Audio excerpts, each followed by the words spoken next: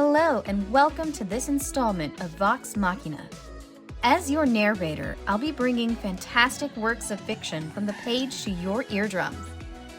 Uploads will be posted weekly, so be sure to subscribe and hit the alerts bell to be notified when new installments are available. Got a story you think deserves the Vox Machina treatment? Let me know in a comment and you might just hear it in a future episode. Thanks for listening and on with the show. Hi listeners, this episode will have some not safe for work content, so please listen at your own risk. Thanks. In Bad Faith by Fencer X. Episode 9. With only a modicum of effort on his part, and less resistance than he'd honestly expected on Draco's part, Harry picked up largely where he'd left off in their relationship upon his return to the manor. It wasn't quite the same as before. Harry could not lay about all day exploring the nooks and crannies of the manor and zapping any imps that poked their heads up from the note pit, but that was not entirely for the worse. For one, when they resumed their evenings in the parlour, there was a tiny bit more give on Draco's part and not as much take. Now that Harry had bullied his way back into Draco's life, he seemed to accept Harry's place on the very comfortable couch and did not go out of his way to be a total wanker, only perhaps half a wanker. In fact, on the odd evenings where Harry had had a perfectly horrible day at work, tasked with some ridiculous assignment or another and returned to the manor in a mood, Draco allowed him to vent without complaint, and even almost seemed to enjoy hearing about Harry's misery. "Oh, it's my very favourite programme," he would say, all but tittering in delight, and though Harry knew he was just being an arse, classic Malfoy, Draco's good humour still echoed across the bond they shared, the influx improving Harry's mood as well. Hermione had not been half as surprised about the issue with Draco's ring as either of them had expected, only reminding them that this was entirely unfamiliar magical territory and that they ought to do a few tests, to which they, reluctantly on Draco's part, agreed. They tried a battery of experiments, like taking the ring off slowly and then putting it back on as quickly as possible, which seemed to stifle the transformation. Holding hands while the ring was removed, alas, the transformation still occurred. Having Harry take his ring off, no transformation, which Draco didn't think was fair at all, and wearing the ring on a different finger, no transformation, the curse did not seem so finicky. It seemed, after all their poking and prodding, that the curse was quite literal. So long as Draco wore his wedding ring, he was safe, but if he took it off, well, that meant it was turkey time again. But then, Harry wondered, what does that mean about an annulment or divorce? Draco threw his hands up, flopping back onto the couch. "I brought that up to you the moment I realised what was happening, and you brushed me off." Harry vaguely recalled this, but in his defence, he had been riding on about 3 hours of sleep at the time. "Well, did any of your Malfoy ancestors ever get divorced? Or, what happened if the Malfoy outlived their spouse? Were they still all right as long as they kept the ring on? Why are you asking me this, like I'm some font of knowledge on this damn thing? Because you're the one who locked himself in his study, supposedly doing research about this damn thing for the past 3 months. Harry sighed. "Old Burn!" The house elf immediately apparated into view, bowing low before them both. Harry tried not to take too much gloating pride in the fact that Old Burn, well, nearly always, responded to his own orders as well as Draco's these days. "Say, Old Burn, have you ever known a Malfoy affected by this curse to divorce their spouse and still remain human?" Old Burn made a face, which was saying something, since he looked perpetually disgusted with the world. "Such things are not being done by those with a proud ancient lineage such as—" "Right, yeah, of course, what was I thinking? Fucking knobs, this entire family. What if the spouse died, then? What happened to the Malfoy in that case?" Old Burn scratched his chin. "Old Burn has never seen such a thing himself. He has heard the Malfoy went into mourning. Perhaps they are remaining a human. Perhaps that is only being a tale." Fat lot of help that was. Harry sighed and settled down on the couch next to Draco, who looked like he could use a stiff drink right about then. Harry sympathized. "Well, suppose that means we shouldn't risk an annulment until Hermione's done her due diligence. What do you think of the chances there's an old Malfoy diary hidden around here somewhere, or maybe one that's been pawned over the years? Might be some useful information in a book like that, even if it's not written by someone directly affected by the curse." And Draco was looking at him like he was speaking Greek. "What?" "You..." He made a derisive little huff, which Harry didn't think was warranted. "How can you be so calm about this? You might be stuck married to me now, assuming, of course, this wasn't a long con to give me false hope I might be spared my horrific fate, only to snatch it away at the last moment. Draco, being Draco, he probably thought this was a genuine possibility. Harry mulled this over. I suppose you could say it's another example of my being a Gryffindor through and through, attacking a problem head first and not really giving due consideration to the consequences. You wouldn't be entirely wrong, I'll give you that, but also, he shrugged. The hard part's done. Wearing your ring for a bit longer isn't exactly all that troublesome. If it were to come to any point where my being legally married to you might adversely affect any future plans I had for myself, I'm the kind of guy who likes to cross a bridge when he comes to it. I've borrowed more than enough trouble in my life already. I'm not keen to start taking out any new loans until it becomes an issue that needs addressing. Until then, he summoned the Ottoman from across the room and propped his feet up. We've still got a portal to a demonic realm of horror and mayhem to close up. On realizing that they were no longer confined to the manor itself, Harry began to explore the grounds a bit as well and found that there was a regulation-sized Quidditch pitch just sitting there, overgrown and wild, but very much available for enterprising young broom riders to take advantage of. Draco consented to a Seeker's game only if Harry tidied up the pitch himself, and after 3 late evenings and 1 very long weekend, the brush had been beaten back, the wild weeds tamed, and the stands freshly repainted. Harry had even conjured up reasonable recreations of the house banners and pennants, and they snapped and fluttered beautifully in the breeze. Draco, being Draco, made a face at the bright colours and promptly transfigured them all to show the Malfoy coat of arms, a dull thing of monotone shades depicting a rearing white dragon upon a field of black. As Draco seemed very proud of the feat, Harry kept his mouth shut because he'd read in that book on marrying purebloods that it was best to let the pureblood spouse win arguments, as they were accustomed to getting their way and tended to throw tantrums when offended. Harry had seen nothing thus far to refute this notion, and at least Draco was out of the house. He was going to count this as a win. He was also going to count several of their Seekers games as wins too, mostly seeing as, well, he'd won them. Not all of them, mind. Draco wasn't quite the terror on a broom he'd been back in Hogwarts, but neither was Harry, so they were still a decent match, even if Harry edged Draco out most of the time.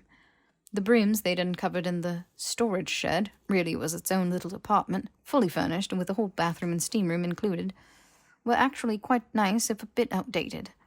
The Dark Lord's servants tended to blow off steam by torturing their prisoners rather than taking a loop or two around the pitch, Draco had reminded darkly. Still, Harry did not need a brand-spanking-new Nimbus 2020 to kick Draco's ass, just a sunny afternoon and a nice straightaway to scream down. It didn't take much to goad Draco into actually putting in some effort, and in startlingly short order they were winding down each day, chasing the snitch by the dying rays of sunlight. It was exhilarating, it was freeing, so relieving to have all his problems reduced to his gloved hand, a tiny glint of gold, and the space between those 2 points. It happened on a Sunday afternoon as June was winding to a close. It was finally feeling proper hot as they raced alongside each other under the baking sun, arms outstretched, only to overshoot as the snitch took a wild right turn and they had to loop back around and try again. Draco had won the first 2 games of their best of 5, but Harry had taken the next 2, and now it was the moment of truth.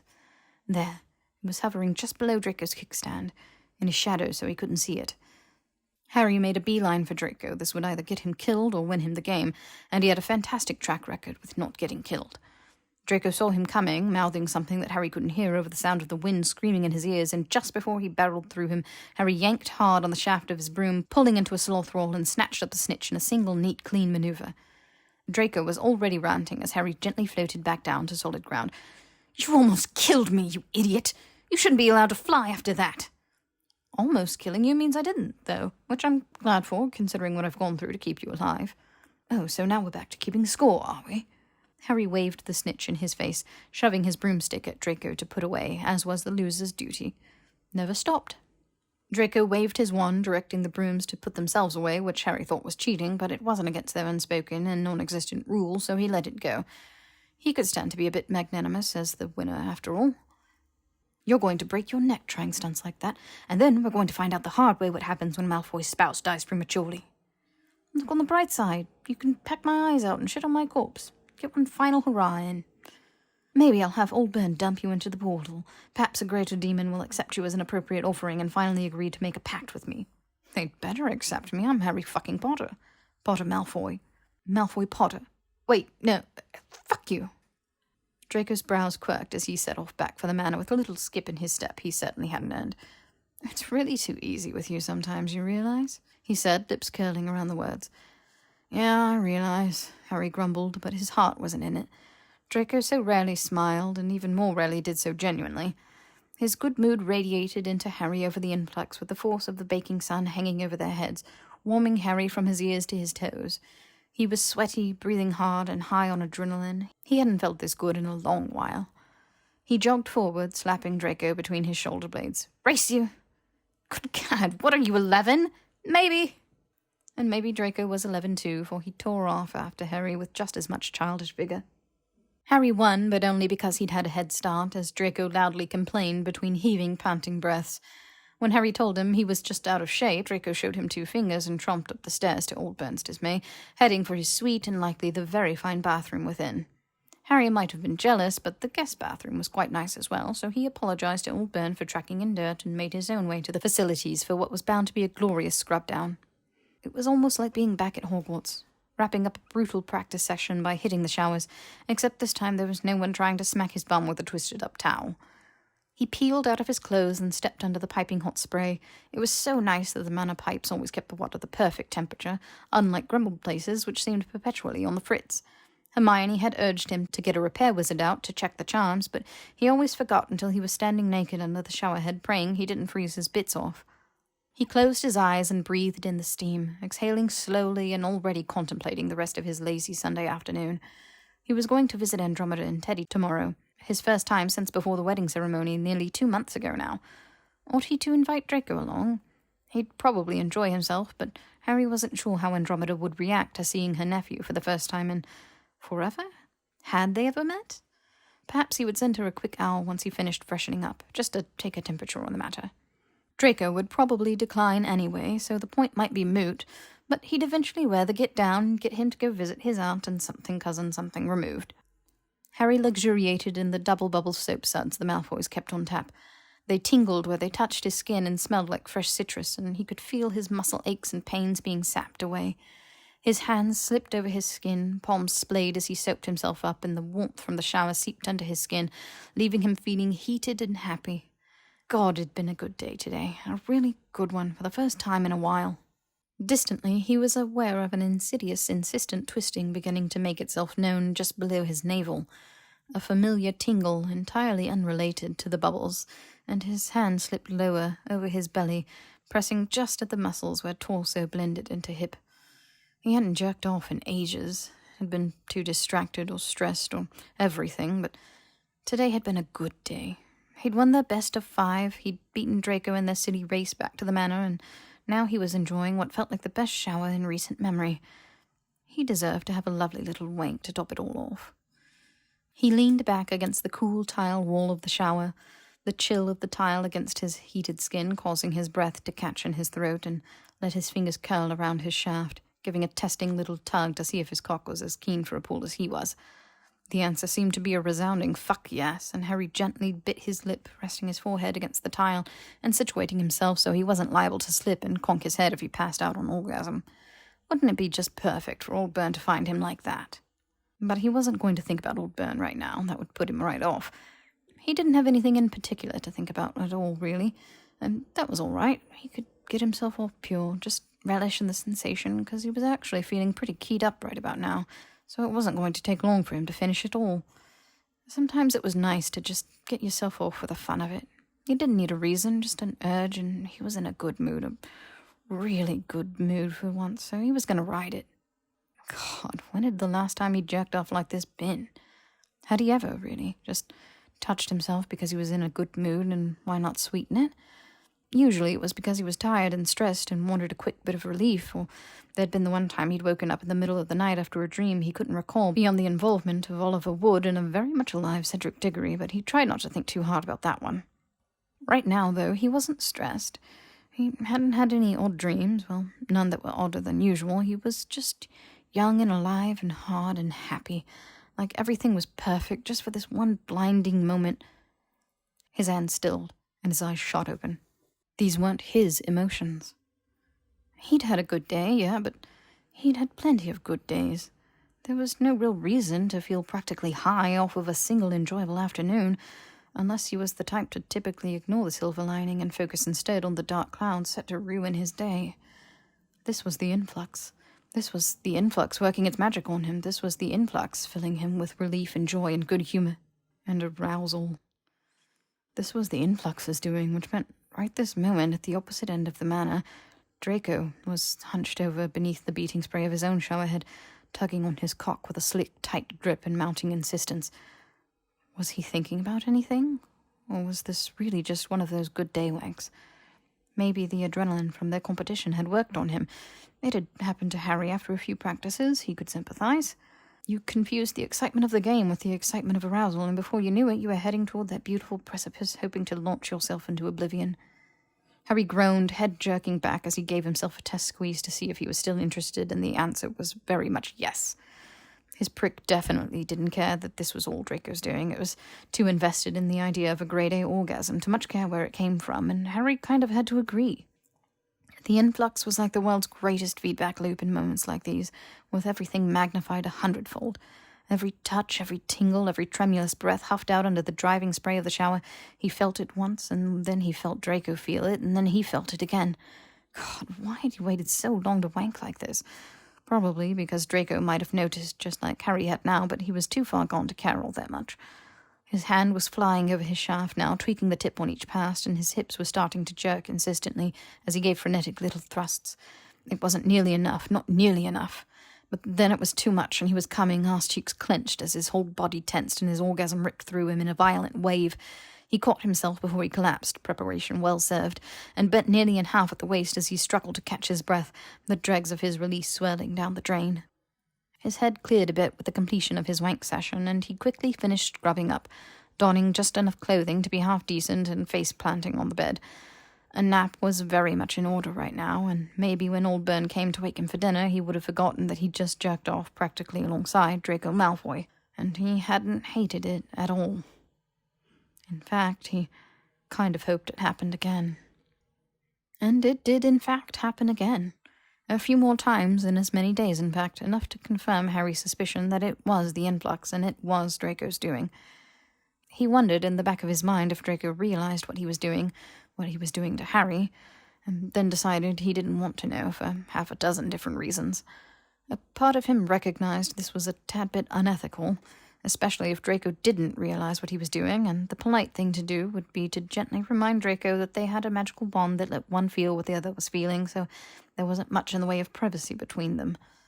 But then Draco might stop, and Harry also didn't want that for another half a dozen reasons.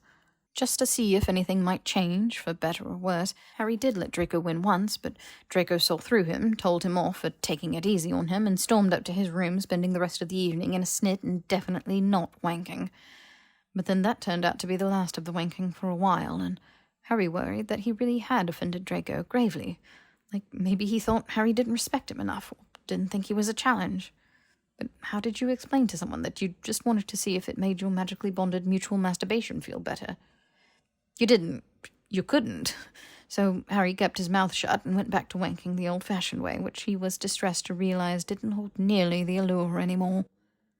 Shortly, though, he came to learn that it was not his efforts, or lack thereof, on the Quidditch pitch that had Draco once more down in the doldrums, but the rapidly approaching end to Draco's year of ministry-imposed house arrest, as was announced one evening by official Owl.